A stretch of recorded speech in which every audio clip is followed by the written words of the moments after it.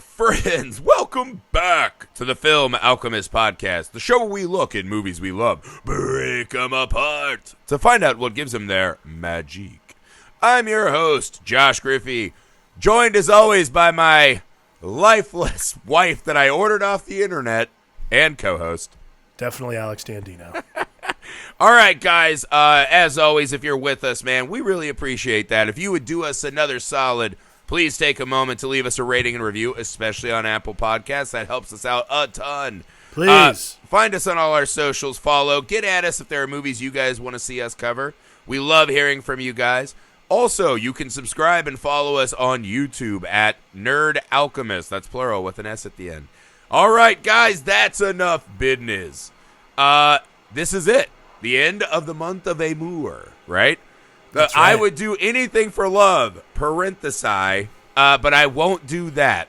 I wore my Cruel Intentions shirt specifically for this. That would have been a good one, dude. I can't believe we haven't gotten to that yet. We'll find a month for it. We did Birth, Harold and Maude, and Near Dark, guys. So please find those. We got some other cool stuff coming up. But yeah, so the final entry of Amour, right? Lars and the Real Girl. Now, let me start off like a quick thought, right? This is not the movie I remember watching, which was really strange to me because I saw this in the theater, and I guess I walked away with like an idea in my head of what it was. Yeah. This is not the movie that I remember watching. I don't know what changed in me, but it's just very different watching it. I don't know. When did this movie come out? This was like 10 years ago. This movie came out in 2007, so we would have been in college still. Really? Okay. So yeah. So it's been a long. Maybe I'm older now. I have my own actually remember family. seeing this movie. I believe when I was either about to leave Ball State or it was my first year at San Diego State. Yeah. Well, this is what struck me most, right, about this movie, and this is why I actually think this movie is so much better than I remember it being. Right. Right. When you hear the premise, right? If you were to get the elevator pitch for Lars and the Real Girl. And I'm assuming when they took this out to pitch, they got the same note constantly. Like, oh, hilarious, raunchy comedy, eh? I get it. It's like, no, that's not. What I was so surprised is this movie has so little cynicism in it. Right? Oh, God, no. And there is a universe where you take this kind of a film, right? In this setup, and especially early in the film when you're getting your first images of Bianca, you have this, because Bianca at the start of the movie hits as this, oh my God, they're in a church with a fuck doll. Oh my God, they're at the doctor's with a fuck doll, right? Like that's what you're hearing, and that's what you're seeing in your head. And so you think you know kind of what's happening. That's not the movie. This movie is so full of legitimate, earnest goodwill that it's just so much better and deeper than I remember walking away with. I think maybe that's just the gift of being a little older. But I was pleasantly surprised on a rewatch. You know, man, I remember going in to see this movie based on the premise alone. Like, I'm like, one, I loved, like, this was like right, probably one of the first movies at post Notebook I remember seeing Ryan Gosling in. And be like, oh, well, I love that guy. And then, like, Emily Mortimer's in it, and one of the greatest character actors, like, show up in a movie, under the radar guys of all time, Paul Schneider is a second lead in this movie. But the thing that always struck me, because I felt the same way, I walked into the movie expecting sort of a more broad comedy when I was younger, and I walked out feeling very transformed as far as like emotional upheaval goes. So this time too, watching it, it's such a powerful emotion love in this movie. Like, it's bizarre because, and I think the smarter thing, because the elevator pitch absolutely should be like, guy buys a fuck doll in small Wisconsin town, sold. But imagine selling that movie, going and making this movie for $2 million, coming back, showing a first cut, and then being like, fuck did I just buy? It's my summer tent pole. What the hell? What's going on here? There was some executive who's like, I need the pie scene. Where's the pie scene? Right? Like he wants that American Pie moment where exactly. They walk in and you just see Ryan Gosling's like ass and he, huh? oh, busted. You know what I mean? I mean, like, the earnestness of this movie is so important to not, like, had it gone anywhere near that, I feel like the whole movie would have been so false had it gone anywhere near, like, because everybody is in on it, too. Well, it's like, really hard to build a temple of earnestness, right? Because I live in a small town in the Midwest, right? Right. And this movie really highlighted what I think a lot of my neighbors and friends would say are things they like about this area. I don't necessarily believe any of that or that this could ever happen, right? I'm more cynical. So the movie itself plays to me as, come on, you Senate, come fucking burn the world down, right? Like, drive around with this little fuck doll in your sidecar and we'll destroy it. And that's not what it is. And by the end of the movie, you really believe Bianca as a character. But this is... Oh, yeah. This is... And that's the thing, though. I had this burning question throughout, right? Sure. I was like, because you cannot build this movie, and it cannot have the impact it has if Lars actually gets down with that doll. No. You know what I mean? It's one of those... It's so strange because it's not a movie where it's just like he finds a doll or so. Like, and I think it becomes extra important the fact that these dolls, as we see when his brother's looking up on the internet, like, are you the cowboy to rodeo with this lassie? Oh, yeah. Like, they all have, like, these porno backstories. If he fucks that doll, this whole movie falls apart. The premise of these dolls in real life is so inconsequential because, like, this story that Lars concocts for who Bianca is. Mm-hmm. And again, this is like the great thing about the movie in general is Bianca is like probably one of my top 5 favorite just MacGuffins in a movie. It's absolutely the movie is not about Lars and her together. The movie is about Bianca changing everybody in the town slowly. Like, this inanimate object that has absolutely nothing to do with anything other than being a fuck doll is treated with such, like, poise and sophistication and love that, like, throughout the rest of the movie, absolutely nobody questions what Bianca means to them. Not anybody else. It starts with, oh, that's an important thing for Lars, but it becomes so important to the rest of the town. Well, it's so funny. The earnestness is just, it just pulsates off the screen. Right, because Bianca, spoiler alert, we're jumping around a bit. Bianca, when she's eulogized, right? They say she was a teacher. She taught us all. She was a lesson in courage is how they describe it. Right, but what I loved about the movie is, and I think it's such a brilliant, zig to the zag, right? Which is you're expecting this one thing, which is, kind of a more aggro. When Lars is doing this, this could be his, like, I will stand against the world, but it's not that.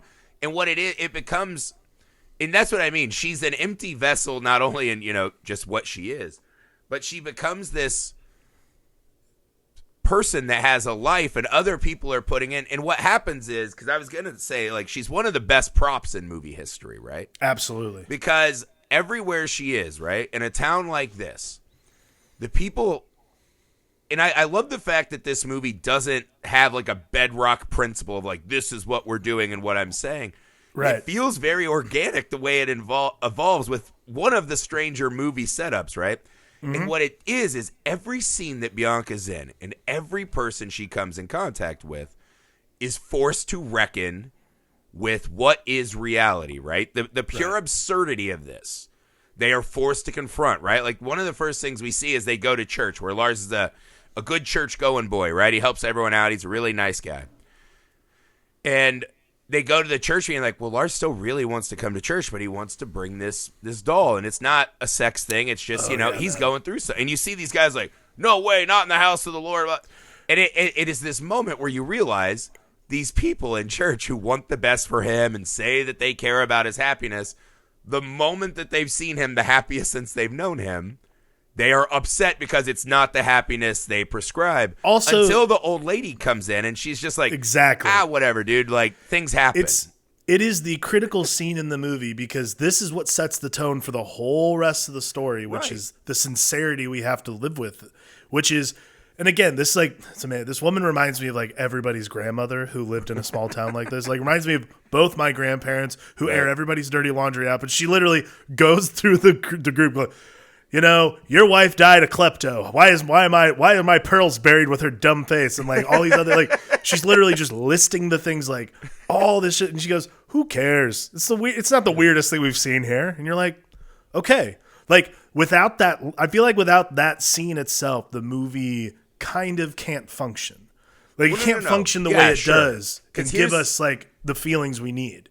Right. That absolutely right. Because the first thing we see is when he brings her to dinner, right? Or they're sitting on the couch. It's the iconic Lars and the real girl moment, right? Him sitting on the couch with Bianca dressed as a hooker still. Like that's the weird. It's weird that became the most iconic scene in the movie, essentially, right? Even the poster, she's still in the box and this and that. So very dehumanizing considering the movie as it becomes. And so that few minutes, right? Like, oh, Lars is fucking insane. This is really scary to them. We have to get him help. We're going to have to put him in hospital, doing research, taking him to the doctor. This all becomes very terrifying. And she's the first one who just looks at it and she's like, hey, man, it's Lars. It's still fucking Lars. Right. And we all have our weird shit, you know, not a big deal. And that's the moment when whatever cynical underbelly, right? You know, like it reminds me of when Mortimer lifts the skirt up and she like recoils in horror at the, you know, bits, however they form the bits, right? I don't know what Lars ordered, but she sees the bits and she recoils and you're like, oh, that's the movie I'm getting. And this lady immediately smacks that out of your hand and says, no. This is a movie. It's not about a guy trying to find romance, right? Right. This is a movie about people reacting to this. It's kind of like a 2001 monolith is how she works, right? She appears and you sit there and you're like, I don't know what this is, but I have to evolve or be clubbed over the head with bone by other monkeys.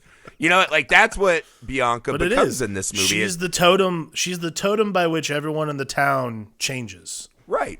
And that's what it also works is she's a brilliant MacGuffin in another way, which is she is the conduit through which we actually get to live as Lars.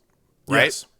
Because Lars is a brilliant kind of character study and a lot of different, and I don't know that I would say it's mental illness. Like I'm not smart enough on what are officially mental illnesses, but he has a lot of issues, let's say, right? Right. He can't be touched. He's a bit agoraphobic. You know, like I love the opening scene to the end, right? When he's so afraid of Emily Mortimer just being out, like, put the blanket on. He can't wait to close the door, right? So there's a lot of fear and trepidations all kind of congealing into one person, right?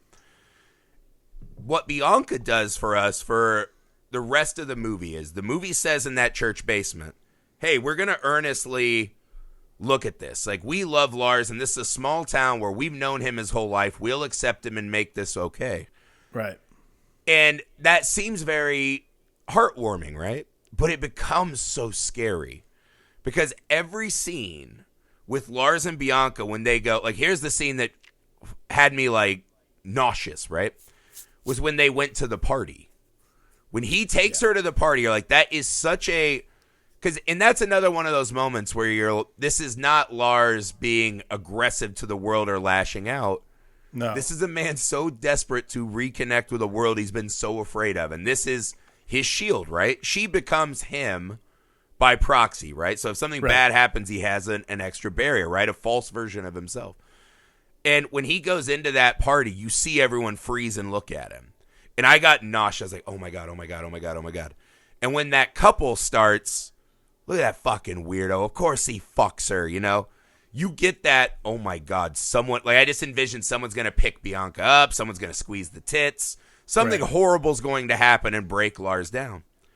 What actually happens is one of the most beautiful moments in the movie, which is when he enters the party. He's overwhelmed. He squats down low and just stares at Bianca as he's kind of blinking and trying to, you know, steady himself for the fucking fight ahead. And you just see people who love this guy come around him. Even the lady whose house it is, right? Her husband kind of, when she offers Bianca a drink, he's like, he makes a face, but he doesn't fuck around with him, right? At the end, that guy is dancing with Bianca and letting Lars have a gentle little moment. And that scene to me encompasses what this movie does. Is you're so afraid because we are trained in our lives to be like, this is so wrong. Right. But what it is just people surrounding someone who's just going through something, man. Yeah. And it's fucking beautiful. But that's why we get put in Lars's head. You're like, oh my God, how I feel now is how Lars has felt his whole life. Right. It's a really brilliant transportation. Yeah, I mean, really any social anytime they have to be around a lot of people, it's fascinating because the town itself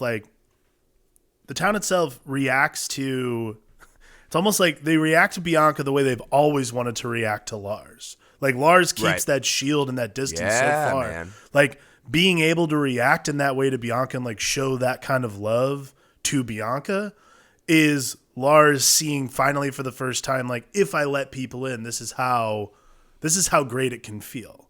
Like what Bianca, like, again, like, think you're totally right. Like Bianca is Lars by proxy. And that's sort of the great thing about the movie itself is it's this awesome visual metaphor for the slowly, like the wall slowly coming down brick by brick. Like that's the beauty of the movie and the beauty of the sentiment in general. And that's why we keep using the word earnest. And that's why that's why the love of these characters and the love of these characters for Bianca is really not for Bianca, it's for Lars. Because people willing, and there's that great scene where between Emily Mortimer and him outside the house where she literally dresses him down. Like everyone's going to lengths. Everyone's going to lengths to make this work for you. Yeah. Like that. Because she's the one who's been pursuing him the whole movie. Right. And that's the movie. That's the movie in and of itself right there. To me, like the movie really is about Emily Mortimer's character trying to reach out in a way that's meaningful for Lars. Like this is about a family first and foremost. You know what's funny is that is not at the start of the movie. I actually wrote the note down. I was like, what is her fucking problem? Like when she is just in his fucking business, right? And this again, because I start off as cynical Griffey, right? I am myself. I'm a cynic by nature. I wish my wife is like one of those hopelessly optimistic, like, just happy to be a part of the world and like brings joy to people. I am not. By nature, I am a bit of a black hole. Like I can open up and like be okay, but you got to get through I'm more of a Lars, right? You got to get through the layers, right?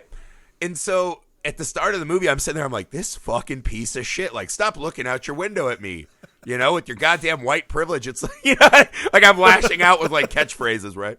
Like, goddamn, like you got nothing better to do. Like you don't have work or whatever. I know you're pregnant, but what?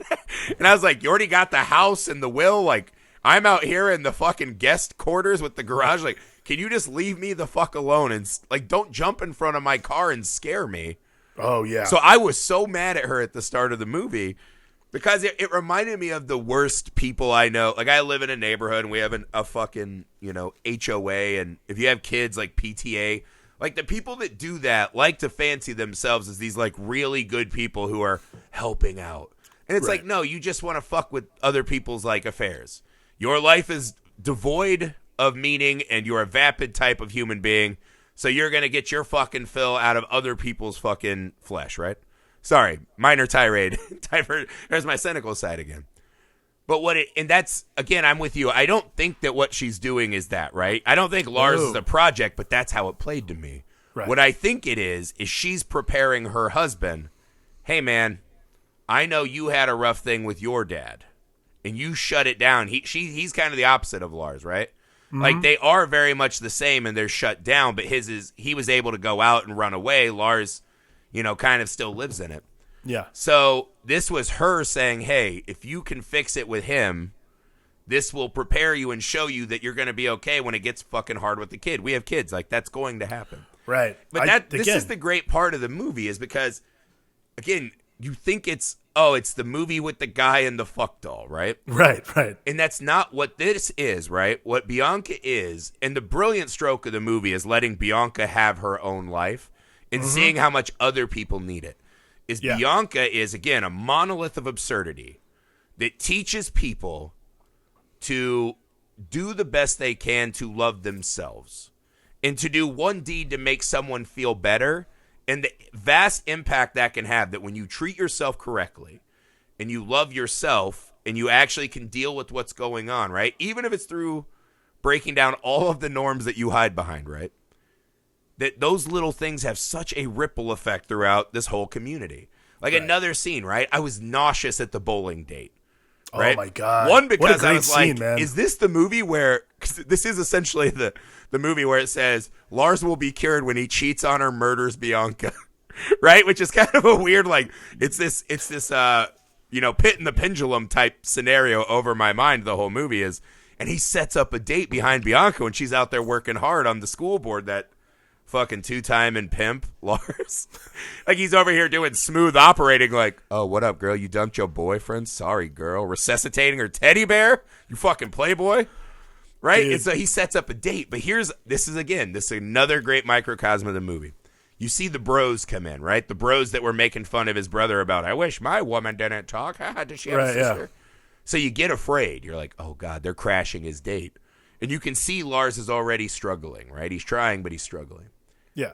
They don't fuck with them, right? Every time they set us up, you're like, this is the point in the movie where someone is going to hurt him so bad. It's the Dark Night of Soul, as Saves the Cat calls it, right? This is the part when it all goes bad, and Lars is like, I can't anymore. I can't even have fake love, right? And he loses it, and no one ever has that scene. No. And that's my favorite part of the movie.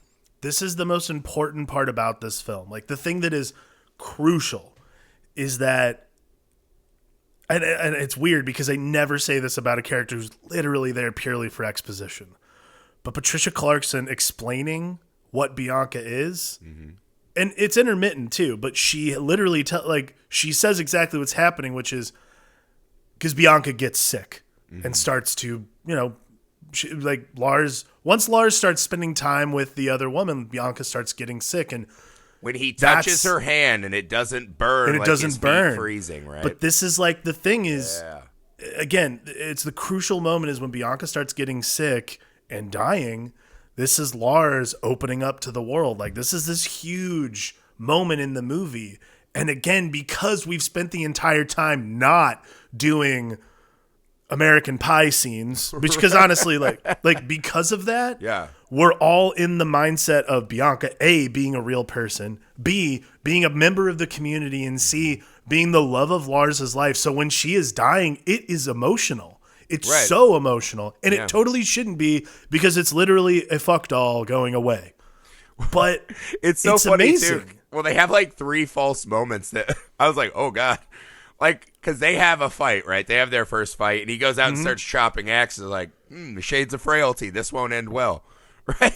Because there's also a version of this movie where you're like, Lars is definitely an incel or a serial killer, right?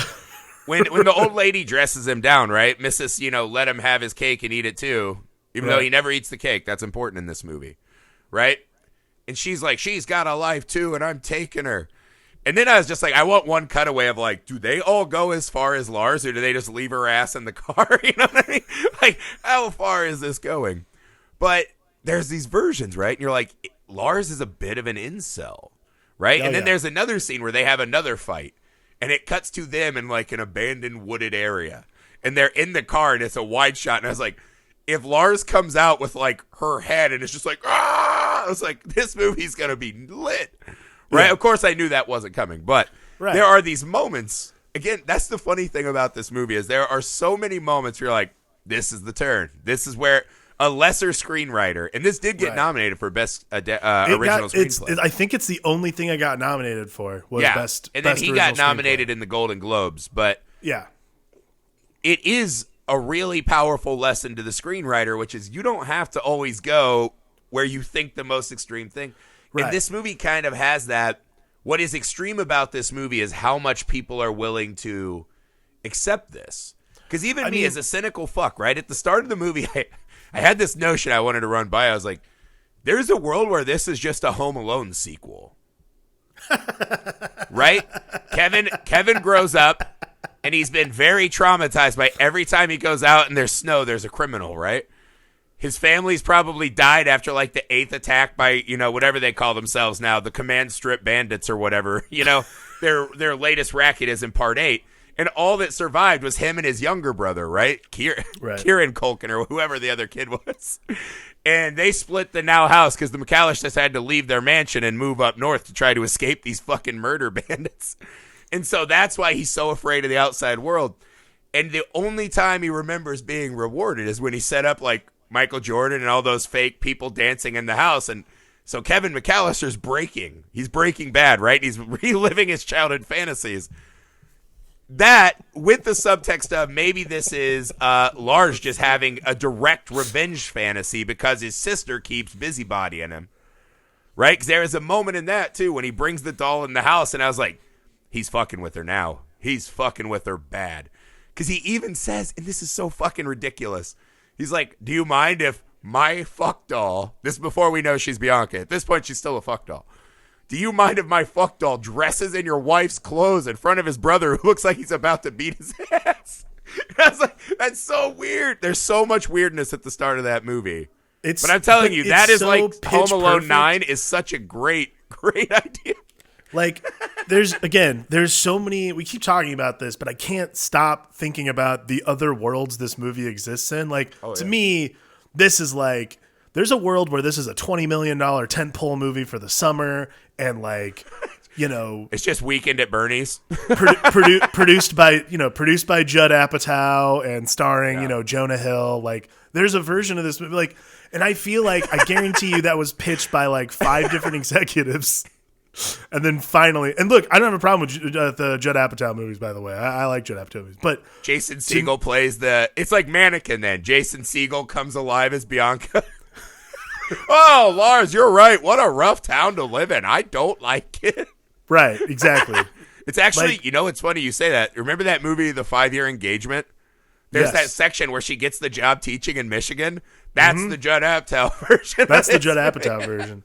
So the thing about it is, though, is like, again, and then the version we got is the $2 million movie that's like, because like I cannot imagine having to be in those rooms where people are just excruciatingly begging them to change this movie into what it easily could be. And like not understanding the tightrope walk you have to do to make this movie punch emotionally the way it does. Because like, again, like, great example. With the first time we go to Lars's work, like first off, that like morning, which by the way is like one of my all-time favorite scenes, the morning after, when he has to go to work and they're sitting there and they're having breakfast and Paul Schneider has some of the greatest like fuck me faces in this entire movie. Yeah. But the punch in the end, the exclamation point in the end of the scene is Emily Mortimer kind of like trying to give him the business, being like, you got to go along with this. Mm-hmm. He's like, I tried. And she goes, yes, stop. I had to try. He's like, I had to try. She's not something. She's a hunk of plastic, right? Right. But he's like, I tried. And then she finishes and goes, Bianca and I are going in the other room to make some calls. I'm like, perfect. That's all we need for the entire movie. The one person who wants this to work is earnestly trying to get it to work. That sets the tone for the rest of the movie. I need nothing else. I'm talking about Emily Mortimer. Well, I'm just like, do we know what Bianca died of? Did she catch it from the brother? Because there's this thing when he comes in and finds Lars in the pink room, right there, and all of a sudden he goes, "Hey, I put Bianca to bed," and I was like, "Have you been plowing Lars's wife, Bianca, or Lars's girlfriend, Bianca?" I remember originally when I saw it, I thought that. I was like, is he gonna fuck the doll? Is he angry sexing this doll? Yeah. Right? There's a lot of that going, because the guy who shares the cubicle with him definitely digs Bianca's body up as soon as this movie ends. Right? Because he's like, I just bought an Xbox. I can't afford my own Bianca. Yeah. And he's like, I know this one is pristine, right? I have to sell my I'll sell those 3 action figures that got stolen at the very beginning. Wait, he's like, I'm not selling my X-Force opened figures, right? Those mean something to me. I'm going to go dig up Bianca. And, like, that's the sequel, right? It becomes like, the Human Centipede sequels. Lars and the exhumation of Bianca. Though. There is so many moments of darkness in this movie.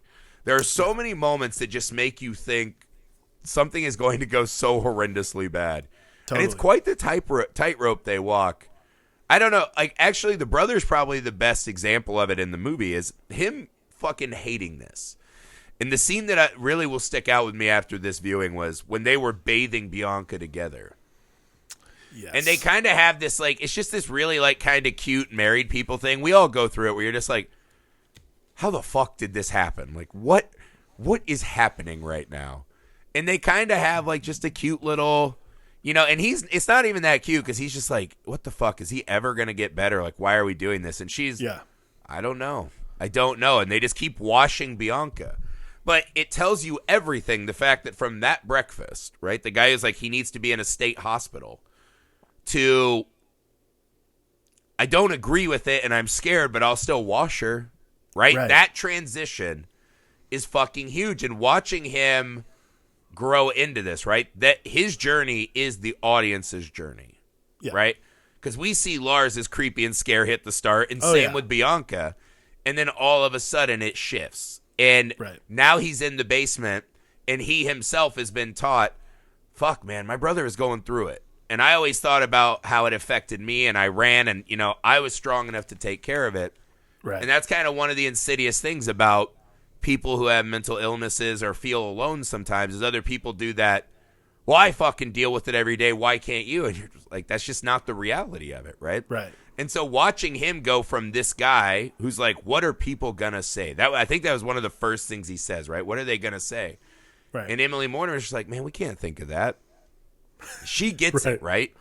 She gets it from the start because she wants Lars to be part of that family so badly. And again, that's one of those more than that, she wants her husband to be a part of it because they're expecting a child. They're having a baby. Like the baby is such a huge factor, and I think that's the thing that's so intelligent about this movie is how many access points you have to filter your experience in this film. Like you can find a way to see this through Lars's eyes. You can feel that isolated and watch a movie about someone opening up to the world. Most of us will watch it through Paul Schneider's character's eyes where we're like, what the fuck? And then slowly come around.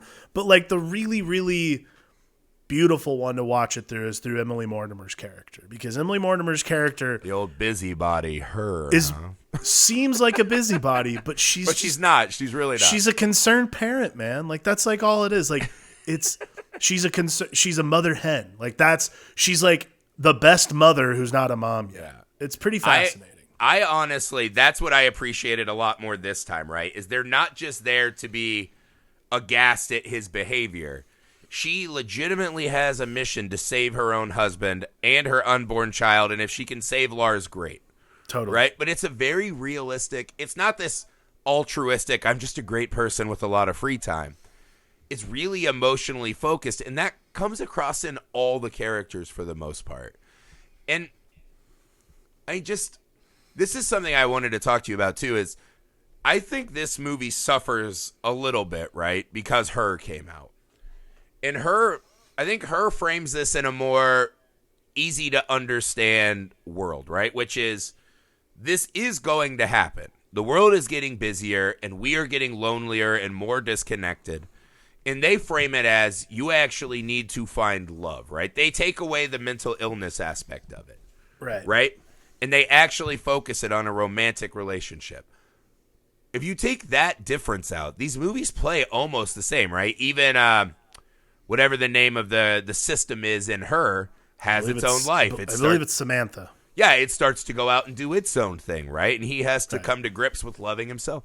It's very much the same, but it takes away that mental illness part. What Her does is shuts out the rest of the world and says, this is the reality of the future of love, is that there are a lot of people that aren't going to find someone, whether right or wrong. And what is the difference in them having something that you would deem artificial if in their mind, this is kind of what the doctor says at the start, right? Is Lars still bathing and handling his business? Is he going to work? Is he violent? And they're like, no, he's just the same old good guy Lars. He just carries around this fucking doll now.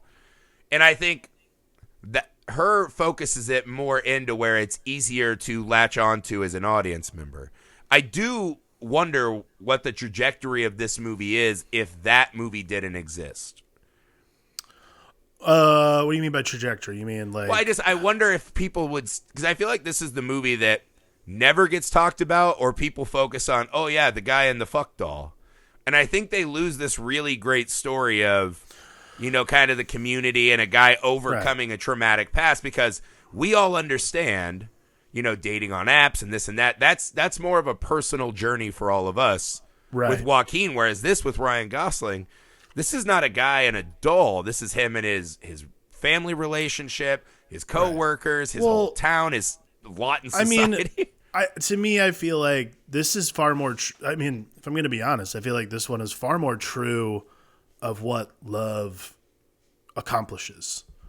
To me, her is a great example of love. Like, great example, on the surface, love in the digital age, but more to the point, like, it's about finding true love amidst all the falsity that is love. Like, the movie Her begins with the basic premise, like, this guy writes other people's love letters. I always found that to be bizarre. Like, that's a really cool setting, yeah. He literally forges love on a regular basis. So him to find it that's in a funny way to put it.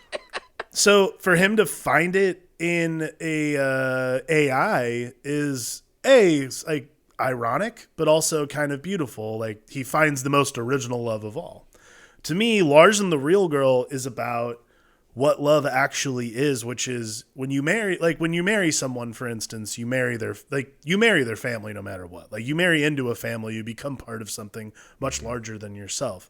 Now, you can take it into moments where you are simply the two of you, or the three of you, or the four of you if you have kids. But, like, most importantly, people are automatically going to be involved in your life that you didn't expect them to, that you didn't want necessarily, but it's going to happen no matter what. So to me, Lars and the Real Girl explores what love does when you let it in. Her explores really, like, what love is necessarily, I would say. Yeah, I mean, they're both movies at their core about loving yourself, right?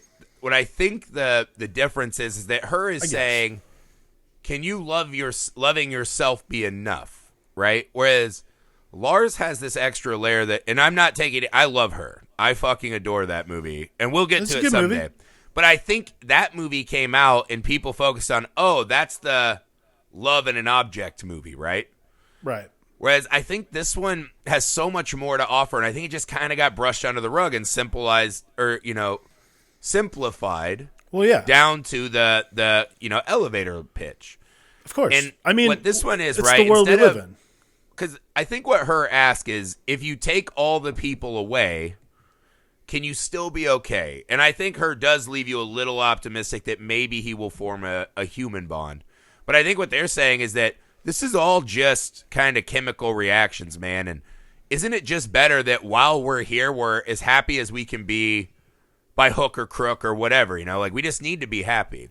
Right. What Lars does is, it's not just about him learning to love himself, but then how that kind of love ping-pongs and ricochets with all these other people who then love themselves and love him more. Right? Right. So that one is, whereas Her might be boxing out some of the human, although I'm not saying that movie doesn't have humanity to it, right? It's asking, is it necessary? I think Lars is just almost the complete inverse, which is, by the end, we bury Bianca, right? Like, self-love is fine, but you can only find that when you take the glove off and you're willing to touch another person's hand and not be afraid it'll burn. Right. I mean, and so that's the really lovely subtext of Lars that I think absolutely is equally as powerful as Her, even though that one might be a little more easy to digest on an individual basis. Sure. I mean, I think to me, Her explores romance and what romantic love, what true romantic love maybe is for some people. I think you're totally right, though. Lars and the Real Girl is about opening up. Like, it's about the openness you have to have, and when you open up, it's very beautiful. It's very lovely, and that's what true love is. And I don't want to be the guy who's simplifying Her as well. That movie has all kinds of interesting things to say about this kind of relationship. This is a very specific subgenre of movies. Yeah. Like, what would you call it? Object love, so to speak. Like, again, this movie definitely gets swept under the rug a lot of the time because it's the movie with the guy who fucks the doll. False. Watch the movie. Because if you pitch this to anyone who hadn't seen it, the first thing we all imagine, right? I did when I saw the trailer. Every single person, when you hear this pitch, is, it's a weird, creepy loner who fucks a doll. And it gives you a weird, unsavory taste. And you're like, that's not the movie. No. And especially, this is the thing, too, is I think this movie actually has gotten better with time, right? We live in an age now where I feel like this movie's more important, where as we're online more, and everyone online for the most part, like not Film Alchemist, we do a pretty good job, but we just keep it to movies on Twitter and this and that, and the people we talk to are real lovely. But all you got to do is go to the trends, and you're just like, oh man, I'm ready to burn it down, dude. Like, this is horrible. And so we live in that world where everyone's so mean and hyper, polarized, and the rise of incels, right? These people that just, they want a woman, but they want a breathing warm version of Bianca that is subservient to them, right? And right. So the rise of these kind of things in the world, I feel like Lars has a lot about, hey man, it is a fucking big scary place, but we can get there still. And like this, imagine if I told you there's a movie where a guy buys a fuck doll off the internet, and by the end of it, he pretends she dies, right? And people leave flowers and pictures of themselves with his fuck doll where he's not in it, and they eulogize her, and you'll be crying. And I'd be like, that seems far-fetched, but I was. And yet here we are. Bianca's death and her eulogy, and the people who took pictures with Bianca and left them with the flowers, it stunned me how much moving. that moment just crushed my soul. And that's the other thing. Lars ventures out not wrapped up, right? It's the exact bookend to that opening image. He's not. Water drips on his face. He's just, oh yeah, things happen in the real world. And he sees this outpouring of love, right? That one guy being willing to confront that the world is a fucking brutally difficult place to navigate. And one guy having the fucking honesty, right? To say, I'm not all right. You guys can't make me all right. And I need to fix this, right? In my own way. The honesty of someone being brave enough to say that changes this whole fucking town, man. And the rest of the movie, while you hear some snide remarks, no one who actually knows him and is close enough fucking kills his journey. It's really stunning, and it's such a, it's just such a heartwarming movie. And that is not, like, even I who had seen it in theaters did not remember the movie that way. And I think that is the tragedy of Lars and the Real Girl, is that so many people won't see it because of what they think it is. And that other people, even if we see it, man, we get far enough away and we forget this, what this movie really is. I would hope people, this is one of those movies, it's available on Amazon Prime for free, by the way. Yeah. Like, this is one of those movies you should just watch again. Like, commit to it, watch it. It's short. It gets to the point. Yeah. Like, it's a lovely movie, and I would hope people would explore this before they would just say, "Oh yeah, it's the fuck doll movie," because it's not. It's about what's insane on the YouTube channel that I run, Nick Hall Comedy. We did a sketch called Lars and the Real Girl 2. We made a sequel to this movie, and this is how much I'd forgotten. That was even 8 or 9 years ago at this point. And it was about how Lars came home and he's just like having this argument, like, yeah, I got the eggs. God damn it. And like Bianca has like a dude there, right? She's been having an affair on Lars when he's working. Right. And I was like, even that short, right? Not far removed from the release of the movie, we were focused more on the sex doll aspect of it than what that movie was. Look, and it's not. I feel like what's cool now is that this movie will be on my list of like, hey man, like It's a Wonderful Life is one. There are just movies where I feel like are just good to check back in because if nothing else, right?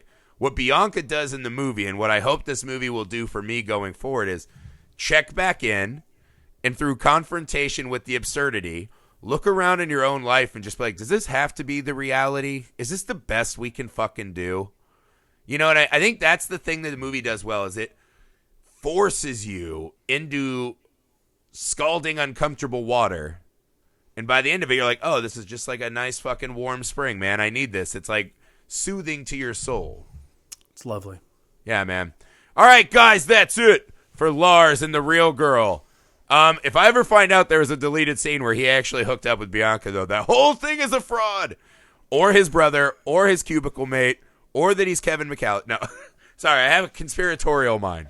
My cynical mind was trying to insert its tendrils the whole movie.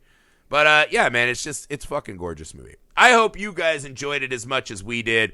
I hope you get a lot out of watching that movie.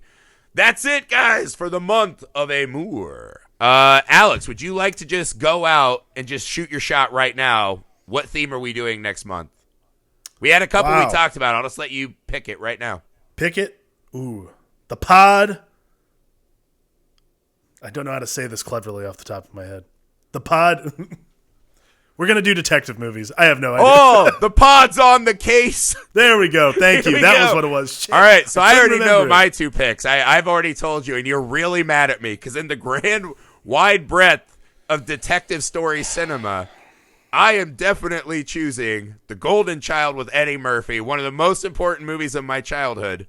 As I laid thinking I was dying of sickness, my babysitter only had 2 VHSs, The Golden Child and Karate Kid. I watched Karate Kid once and I said, not for me, and then watched Golden Child on repeat for like 48 hours in a row. And my second film, Lord of Illusions. A fucking awesome movie if you haven't seen it. You don't have to announce yours yet, but that's what we're doing. The pod takes the case next month. Guys, as always, if you're here with us, I hope you enjoy what we're doing. Please take a second, leave us a rating and review. Find us on all your social media. We're really active on Twitter. At Film Alchemist 1, you can suggest movies to us, list, themes, double features, people you'd like to hear us talk to, any of that good stuff. Find us on YouTube, Nerd Alchemist. That's plural with an S at the end. And as always, guys, thanks for listening, man. We'll see you soon. From the Film Alchemist, I'm Josh Griffey. I'm Alex Dandino. Bye.